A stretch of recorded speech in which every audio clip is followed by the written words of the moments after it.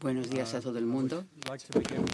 Yo quisiera empezar con un agradecimiento a los organizadores por haberme invitado a hablar en esta reunión tan importante. Y yo quisiera felicitarles por haber tenido la previsión de organizar una cosa tan interesante en este momento, y sobre todo Felipe por su invitación. Y quiero extender mis agradecimientos a los patrocinadores, porque sin ellos probablemente yo no estaría aquí. Lo que quisiera hablar con ustedes esta mañana es algo que me parece que falta en los que defienden los cultivos transgénicos. Y me refiero tanto a los científicos como a los reguladores. Hay algo que nunca han logrado hacer en todo este tiempo hasta hoy, y es colocar la tecnología de producción de transgénica en el campo que progresa continuamente de la genética, es decir, nuestra comprensión de la organización y regulación de los genes, porque se trata de una situación que cambia continuamente. Vamos a ver por qué es importante. Cuando desarrollamos una tecnología, esta se basa sobre el descubrimiento de algún funcionamiento en la naturaleza. Se hace un descubrimiento, por ejemplo, de cómo se puede cortar y ensamblar el ADN de diferentes organismos, y podemos tener organismos genéticamente modificados. La tecnología se basa sobre una comprensión de los descubrimientos que se están haciendo en la ciencia fundamental. Pero no se trata de una situación fija, sino de algo que cambia continuamente. Y lo que es importante es revisar la tecnología que hemos desarrollado y compararla con el progreso en la ciencia fundamental, por dos razones. Una es que podemos llevar a una mejora de la tecnología, pero también podemos reevaluar lo que hemos visto, porque algunos de los presupuestos que teníamos al principio cuando desarrollamos esa tecnología puede resultar que no sean correctos. Y puede llegar un momento en que la ciencia fundamental llegue a decir que nos equivocamos mucho en lo que dimos por supuesto al principio. Esta tecnología es mucho más arriesgada, peligrosa de lo que imaginábamos, y ese es el caso. ¿Deberíamos tener el valor de decir no? Tenemos que parar ahora. Porque cuando empezamos, con todas nuestras buenas intenciones, parecía segura, pero ahora el progreso de la ciencia nos dice que no es así y deberíamos parar. Es demasiado peligroso. Y yo creo que este es el aspecto de la relación entre tecnología y los transgénicos con la ciencia fundamental. Eso es lo que no se ha hecho. Y espero poderlo demostrar hoy. Porque si nosotros efectuamos esta operación y colocamos los transgénicos en el marco de la ciencia fundamental, veremos que se basa sobre algo muy débil técnicamente y conceptualmente.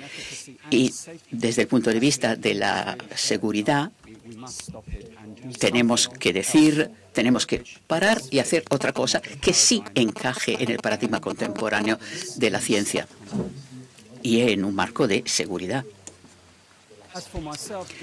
Por lo que se refiere a mí, por hablar un poco más de mi formación, yo llevé un grupo de investigación. Yo soy un genetista molecular y he estudiado la organización y el control de los genes humanos, y he utilizado la tecnología de la biotecnología, tecnología genética, cada día en mi laboratorio para entender cómo se organizan los genes y cómo se regulan. Y más recientemente, sobre la base de descubrimientos que se han hecho, estoy centrando mis esfuerzos en el desarrollo de medicinas basadas en genes, pero que sean seguras y que traten enfermedades hereditarias. La diferencia entre lo que yo hago y lo que se hace en la agricultura cuando se aplican las tecnologías génicas es que nosotros trabajamos en condiciones de utilización confinada.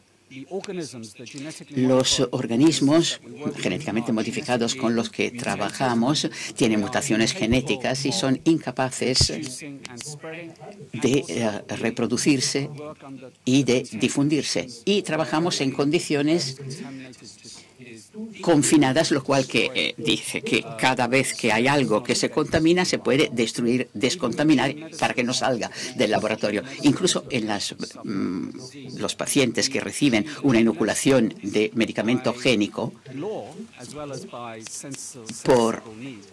por necesidad y por su propia naturaleza, este gen no puede reproducirse ni difundirse en el organismo de la persona ni pasar de una persona a otra. Estos son los elementos de seguridad que nosotros introducimos cuando utilizamos organismos genéticamente modificados, porque existe un riesgo potencial. Entonces necesitamos tener en cuenta todos estos aspectos de seguridad. Ahora, ¿cómo se trabaja en la agricultura? De forma completamente diferente. Se están produciendo OGM, no simplemente cultivos, sino bacterias, virus, insectos y cultivos que utilizan la ingeniería genética y se comercializan y se lanzan al ambiente, y todos se pueden reproducir, replicar, difundir de forma absolutamente incontrolada, lo cual quiere decir que si sale un problema, allá lo tenemos. Va a ser muy difícil de eliminar.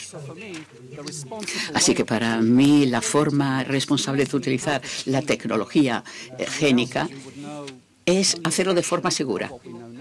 Es muy importante como tecnología, porque sin ella no conoceríamos casi nada de cómo funcionan los genes. Pero se necesita una utilización responsable en condiciones confinadas, es decir, tanto en la industria como en los laboratorios, y para aplicaciones clínicas con una diana específica. Y, sin embargo, en agricultura me parece que se está haciendo una utilización irresponsable de los OGM que están siendo liberados al entorno. Bueno, eso es mi formación y es allí donde yo marco una línea clara, y luego podemos volver sobre ello en la discusión. Bien, ahora podemos seguir, pero espero que hayan dormido bien esta noche, porque ahora lo que vamos a ver es un asunto molecular bastante complejo y quiero que estén bien despiertos. Espero que al final de la presentación se sientan ustedes más potentes para poder seguir adelante con un arma poderosa para las campañas que están llevando a cabo.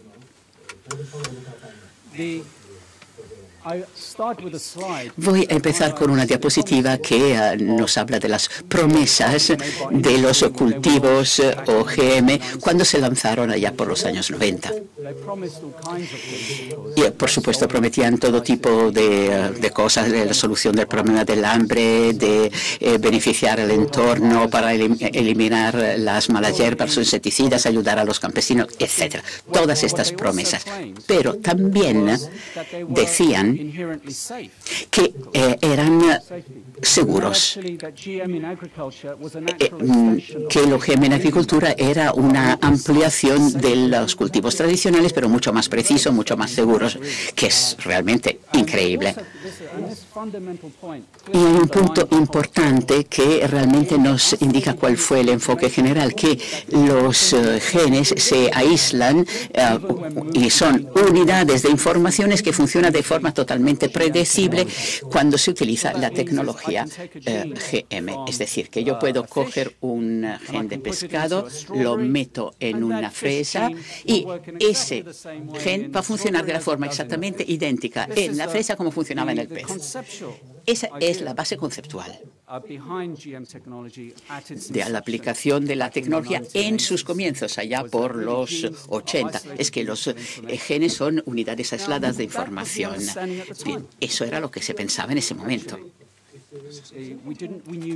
Sabíamos muy poco de la organización génica y de la red tan compleja de control en que funcionan y que ahora conocemos un poco mejor. Y tratábamos los genes como unidades encerradas en sí mismas de información. Eso podría ser comprensible en el estado de la ciencia de entonces, pero las cosas han cambiado.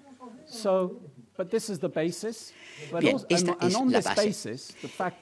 No solamente la base, sino que la idea de que GM es simplemente algo que perfecciona el cultivo natural y que los genes son unidades aisladas de información constituyen la base para la industria y para los reguladores que dijeron que los cultivos OGM son sustancialmente equivalentes a los que no tienen organismos genéticamente modificados. Y sobre eso volveremos. Y eso quiere decir que, aparte de los nuevos genes que se han introducido con esta tecnología, todo lo demás sigue exactamente igual. Y por lo tanto, no hay que preocuparse.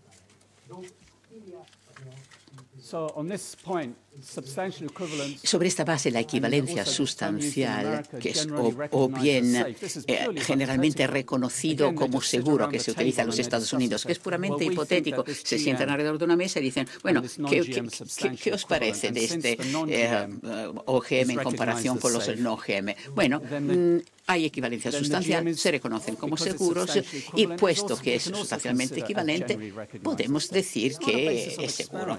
No se basa en experimentos, es una pura hipótesis. Y la definición europea, el término equivalente en la Unión Europea, en la regulación de la Unión Europea, que se llama evaluación comparativa. Es lo mismo, equivalencia sustancial o comparativa, se trata de lo mismo con palabras diferentes. Pero, ¿qué es lo que ocurre? Para cómo se establece esta equivalencia sustancial, el único requisito es que haya un análisis bioquímico general, estudiar los alérgenos y la ausencia de toxicidad, pero se trata de algo realmente muy superficial. Las plantas progenitoras, tanto OGM como no, son sustancialmente equivalentes y contienen cantidades parecidas de componentes bioquímicos en los límites de una variación natural muy vago. Se trata de un procedimiento analítico realmente muy poco refinado. Y los reguladores quedan muy contentos. Y no hay ninguna necesidad de estudios de campo o toxicológicos. Claro, pero esto no es ciencia. Estos son hipótesis, especulaciones y salir del paso. Esa equivalencia sustancial o evaluación comparativa es una forma de hacer lo menos posible para que se apruebe el producto. No es ciencia, es una política de tipo comercial.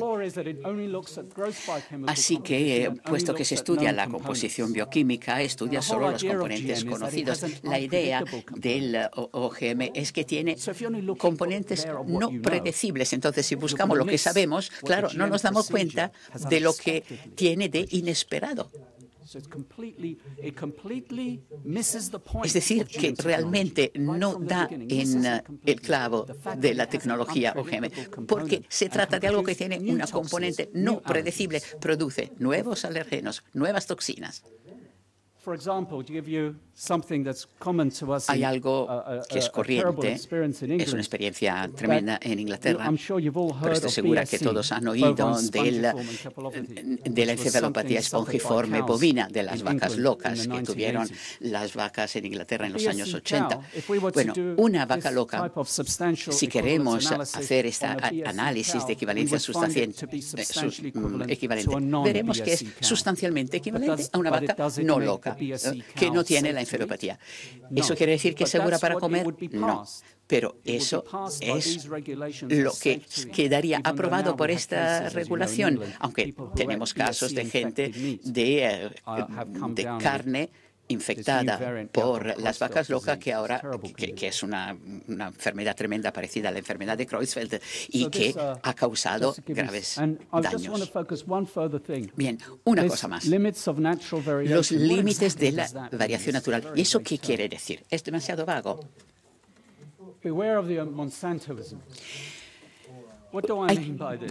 Cuidado con el monsantoísmo o con los monsantoísmos. ¿Qué quiero decir con eso? ¿Cómo se determina el efecto de una transformación OGM, tanto como composición bioquímica del organismo o también de toxicidad animal al utilizarlo como alimento para animales? Lo que hay que hacer para alcanzar estos objetivos sería minimizar las variables. Porque va a haber variaciones. Si tenemos que controlar las variables, tenemos que saber cómo hacerlo. ¿Qué hace Monsanto? Digo Monsanto de forma específica porque a mediados de los años 90, cuando se publicó el primer informe analítico sobre el Roundup, que es un tipo de soja, se utilizaron criterios analíticos muy raros. Monsanto comparaba una cosecha GM con muchas variedades que no tenían ninguna relación con la variedad modificada, que también crecía en diferentes lugares y en diferentes momentos. Es decir, que la soja Roundup se comparó con variedades no relacionadas que crecían en diferentes años y en diferentes lugares del mundo.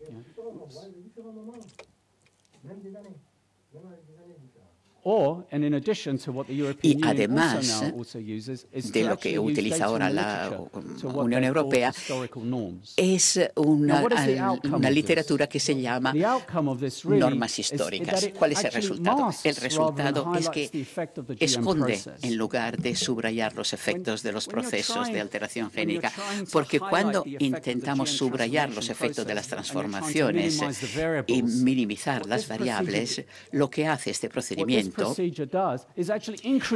es aumentar el número de variables en lugar de reducirlo.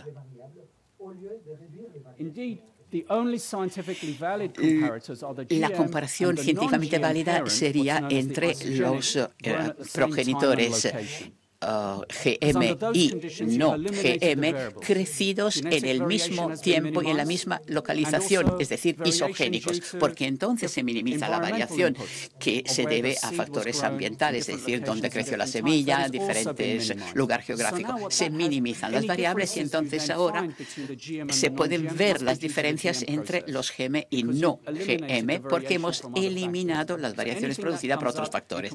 Cualquier cosa que salga, entonces decimos, esto es un efecto GM. Esto es ciencia. Ahora, incluso un estudiante que mire este enfoque pensaría que es ridículo porque es realmente tan burdo. ¿Cuál es el efecto? ¿Qué pasa cuando miramos la cantidad enorme de variantes que se introducen en la composición en una variedad y entonces el GM se coloca en algún punto de estas variables y por lo tanto es sustancialmente equivalente? Parece un chiste, porque lo estamos comparando con algo que no está relacionado para nada con un GM. Podemos derivar los efectos del OGM con una comparación adecuada, es decir, un no GM equivalente que crece en el mismo lugar y en el mismo momento. Pero bueno, es una forma de salir del paso. Y lo que se está haciendo es enmascarar y encubrir el efecto destructivo del proceso GM.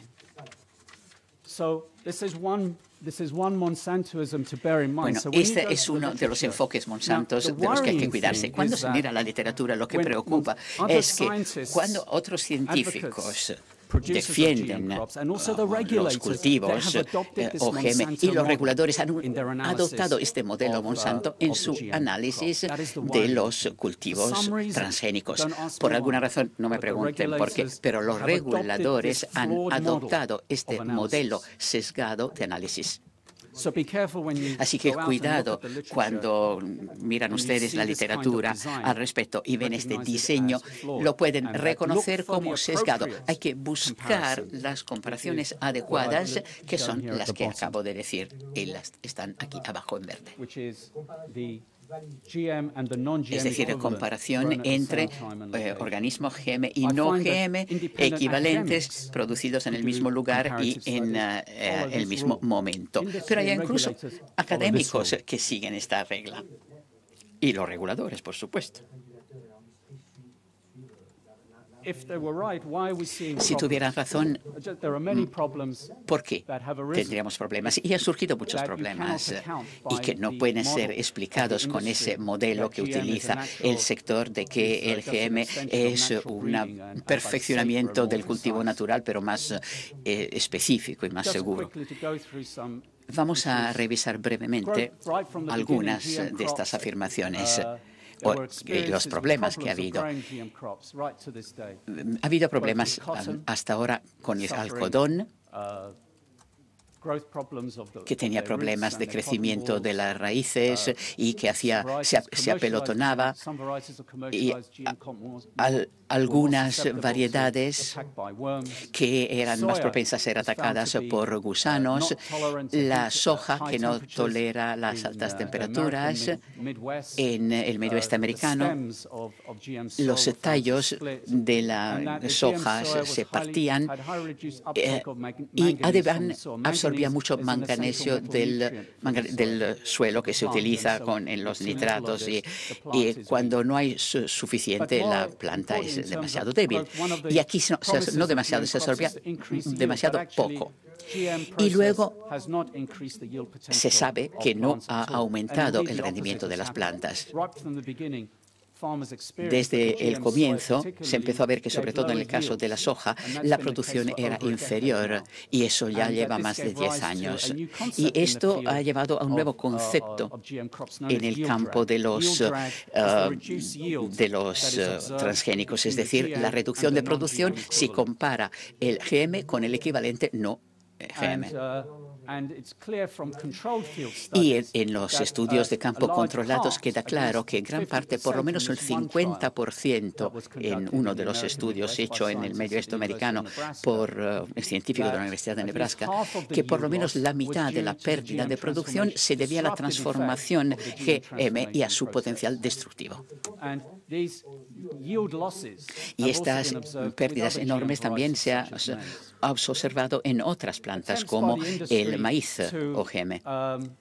El sector ha intentado superar este problema. Monsanto hace un par de años introdujo una nueva versión del Roundup, el que se llama ahora el Roundup Ready 2. Pero también había problemas de rendimiento. Y los informes de los campesinos en los Estados Unidos hablaban de que no se había controlado en absoluto la pérdida de rendimiento con esta nueva variante.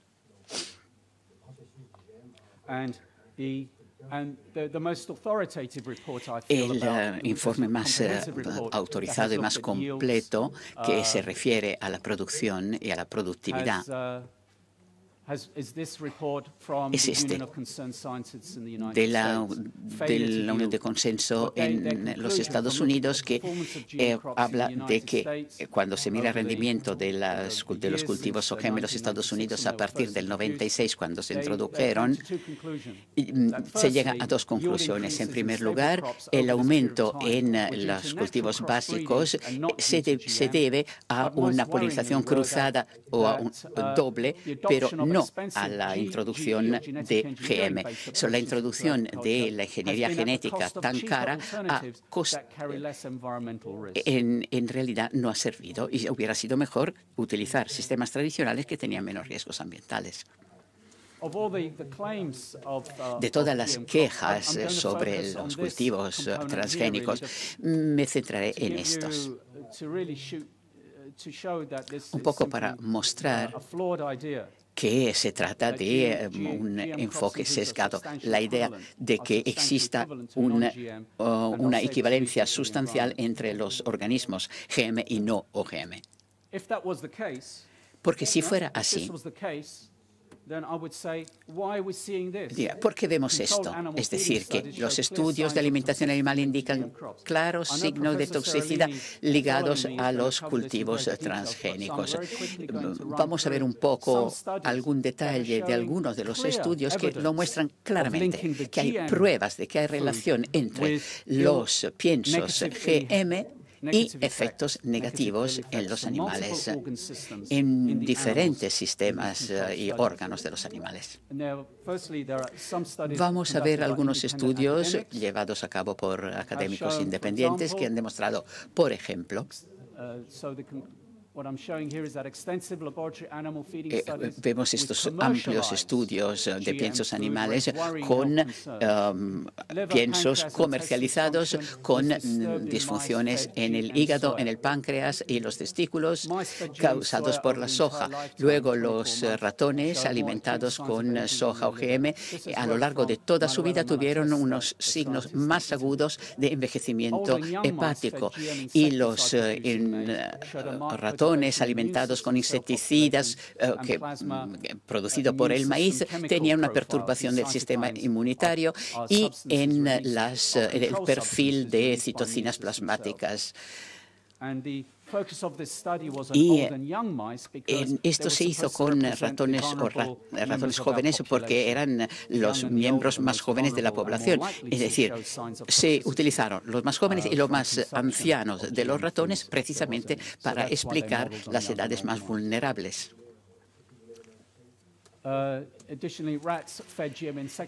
También las ratas alimentadas con maíz que produce insecticida en 3 generaciones tienen una incidencia mayor de zonas necróticas en el hígado y los riñones, alteraciones de la bioquímica hemática, y los insecticidas producidos en el maíz tenían un efecto sobre 4 generaciones de ratas, porque tenían un aumento de ratones, tenían un aumento en los cambios estructurales de varios órganos importantes como el páncreas, etcétera, y cambios también en el patrón de función génica, en producción de colesterol, por ejemplo, que quedó alterada, la protección proteica también, la ruptura de proteínas también. Es decir, que había también una fertilidad notablemente reducida en las 4 generaciones. Ese era el grupo que recibía piensos GM, es decir, que producen insecticida, y muestran una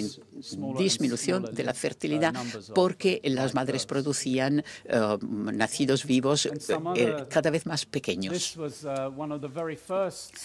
Y este fue uno de los primeros estudios que se hizo para ver el efecto de una variedad no comercializada de patata GM, que es una diana típica para ver los efectos adversos de las comidas transgénicas. Esto se hizo en Escocia, y lo que vieron fue que los animales que tomaban esta patata GM tenían una enorme ensanchamiento del colon, y esta expansión en el intestino podría ser la primera indicación de un cáncer. En otro estudio realizado por científicos australianos, utilizaron una proteína que se utilizaba inoculándola en guisantes. Y entonces utilizaron esta proteína que funcionaba en los guisantes, se podía comer y no había cuando estaba en la judía se podía utilizar normalmente. Cuando se inoculaba en los guisantes podía producir reacciones alérgicas en los animales. ¿Está relacionado con los humanos? Bueno, ha habido informes, no muy seguidos, lamentablemente, de relaciones alérgicas. Uno, por ejemplo, de estos en los Estados Unidos, un estudio de campo de reacciones alérgicas a los compuestos BT. Esto me lo voy a saltar.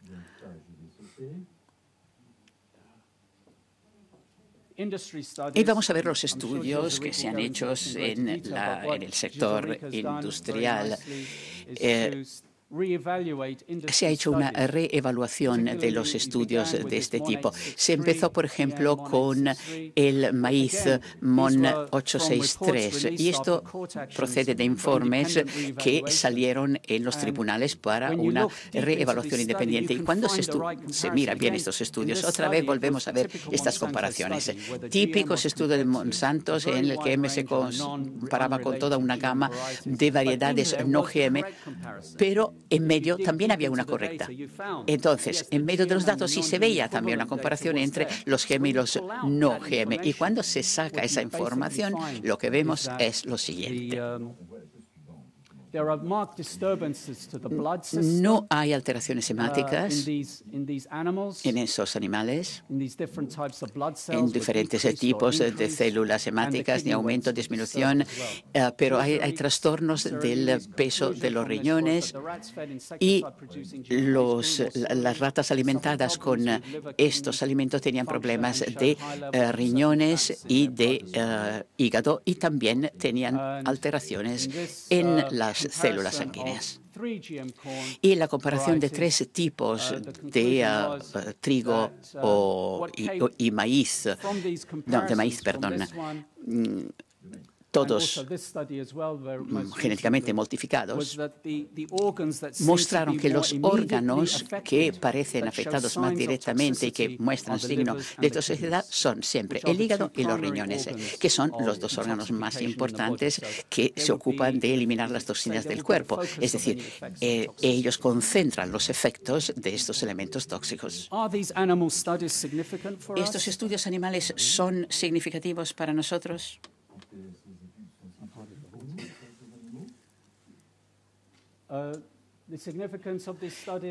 La importancia de estos estudios es indudable, porque los estudios con ratas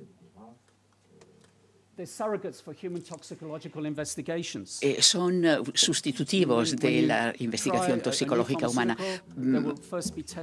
Primero se hacen las pruebas con las ratas, que son el sucedáneo adecuado, se considera adecuado para los humanos. Así que estos estudios hay que tomárselos muy en serio. Si hay un efecto tóxico en la rata, hay que tomárselo en serio. No podemos decir, bueno, una rata es una rata, una persona es una persona, porque entonces eso invalida toda la investigación toxicológica que se ha hecho en farmacología hasta ahora. Y evidentemente nadie quiere eso.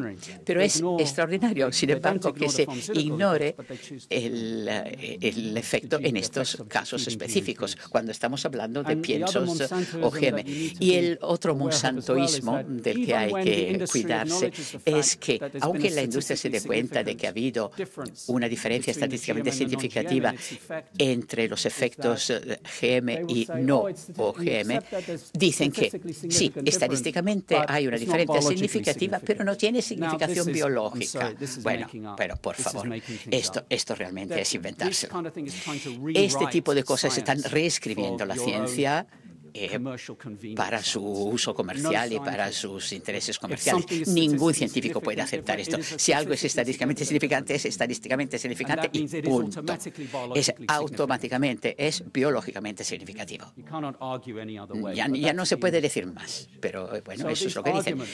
Así que estos argumentos, que si creemos en estas posiciones, Pues entonces que el GM es otra forma de cultivo natural, simplemente más específico. No podemos explicar lo que acabamos de ver, hablando de las diferencias, por ejemplo, en el rendimiento y de las indicaciones de toxicidad en los piensos.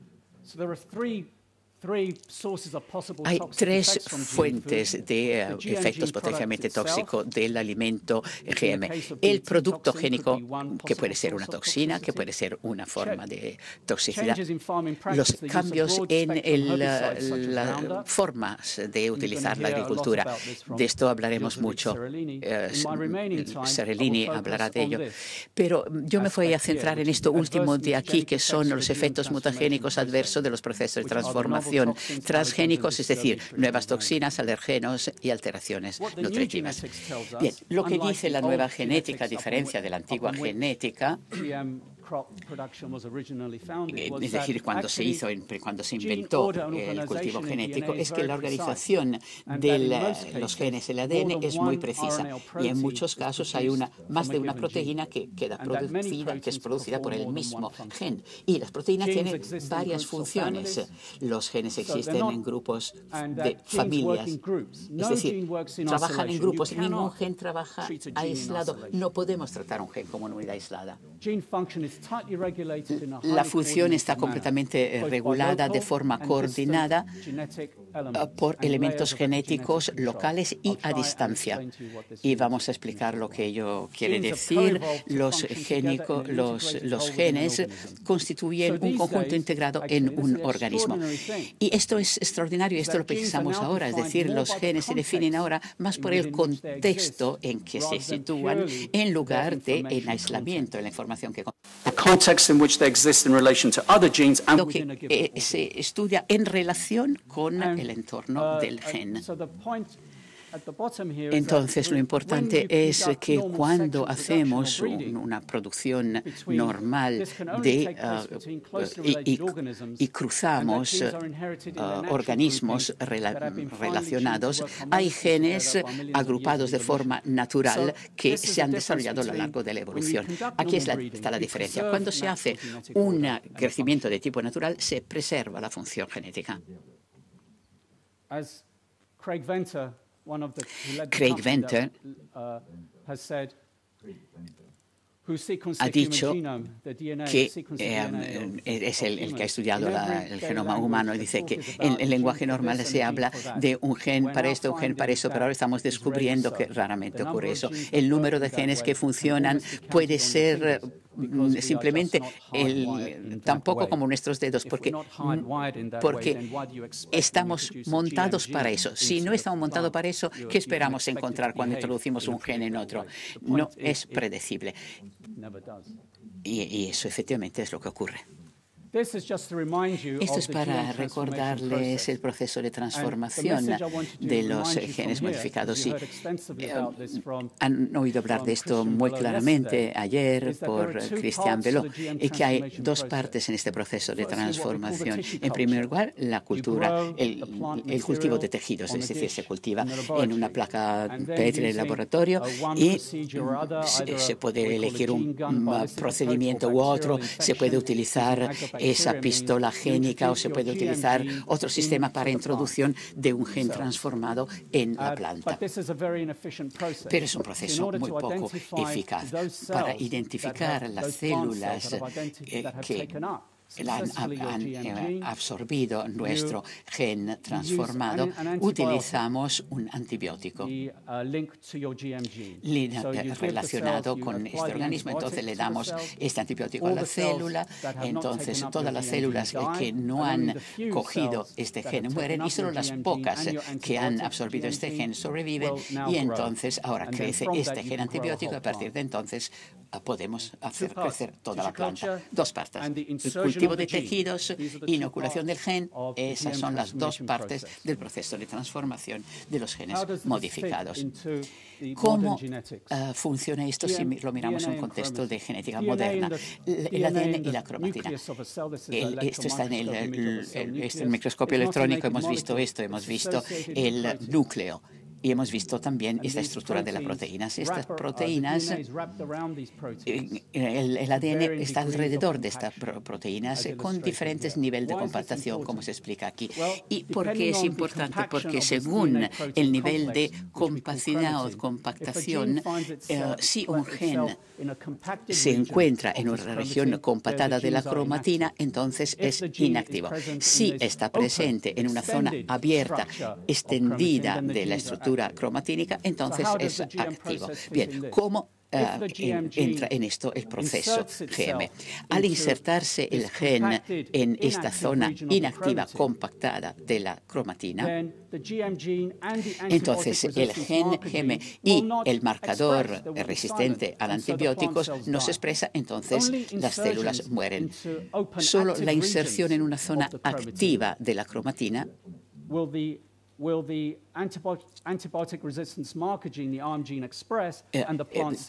admitirá la expresión de este gen antibiótico. Entonces, la planta sobrevivirá. Eso quiere decir que si pasamos por este proceso de selección, la aplicación de la resistencia al antibiótico, el antibiótico aquí, estamos seleccionando la inserción del gen modificado en una región activa del ADN de la planta. Pero, ¿cuáles son las regiones activas del ADN? Son las zonas en que el gen huésped no funciona. Es decir, que estamos insertando de forma aleatoria este gen en una región activa del ADN del huésped. Entonces, esto aumenta al máximo la posibilidad de destrucción de los genes del huésped. Es decir, este proceso de transformación acaba seleccionando una corte empalme del gen modificado en forma maxifica la posibilidad de destrucción del gen con perturbaciones y alteraciones negativas en la función del gen del huésped.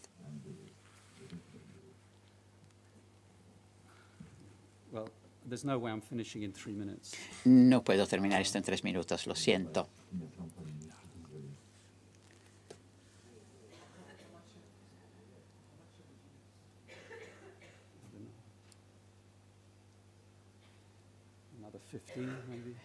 A lo mejor 15.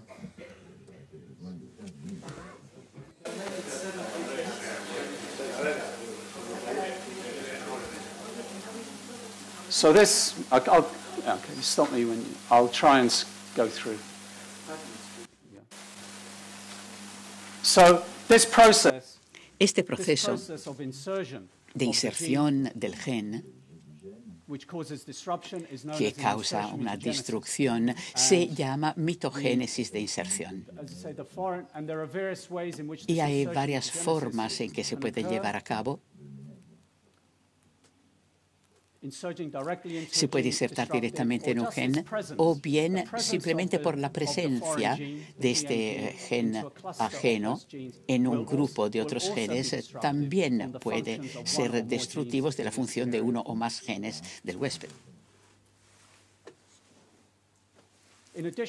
Además de esta mitogénesis de inserción, la fase de cultivo de tejido también tiene mecanismos que nosotros no conocemos del todo e introduce grandes cantidades de mutaciones en todo el ADN de la planta huésped, cientos o miles de mutaciones en toda la planta, muchas de las cuales sobrevivirán, no todas, pero muchas sobrevivirán al programa de cultivo que luego lleva a la variedad comercializada.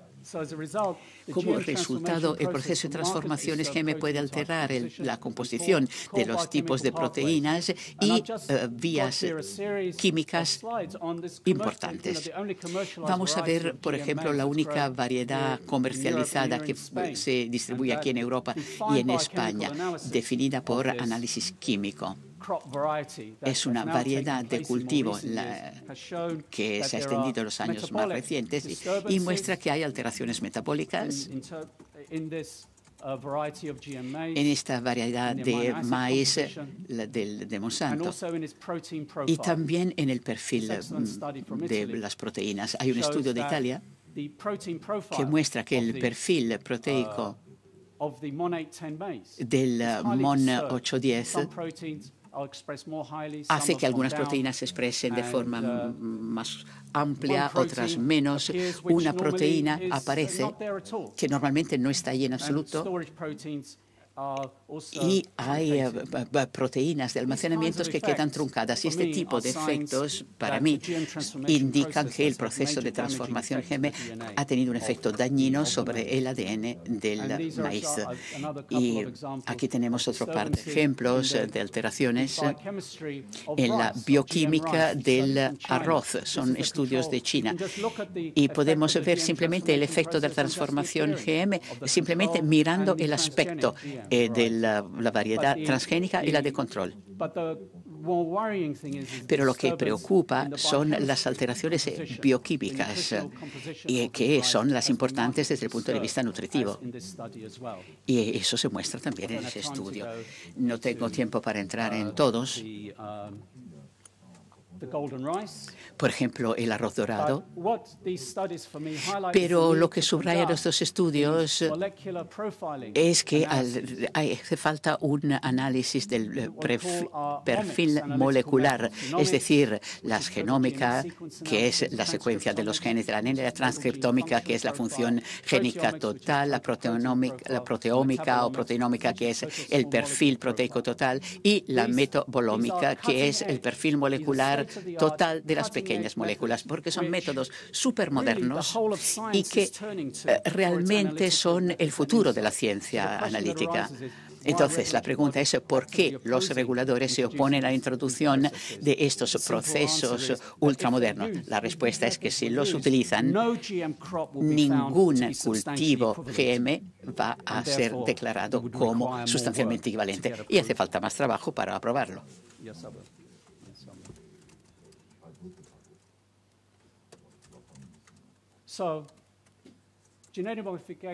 Así que la modificación genética es una tecnología nueva. Bueno, luego, en los GM en las plantas no hay ningún parecido con la reproducción de las especies naturales. Hay combinaciones génicas nuevas que no han evolucionado para trabajar juntas. Es un proceso que es profundamente mutagénico y a mayor o menor nivel siempre alterará la función génica. Y estos efectos combinados de los transgénicos pueden alterar la función bioquímica fundamental y alterar, por lo tanto, el valor nutritivo.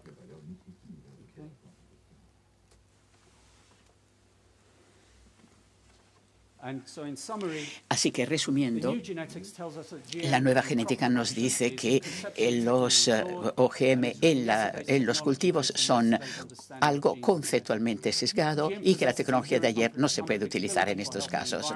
Los GM tienen un aspecto impredecible que puede afectar a la salud y al entorno. Y la comercialización de OGM o la liberación al entorno no está justificada porque produce efectos irreversibles. Muchas gracias.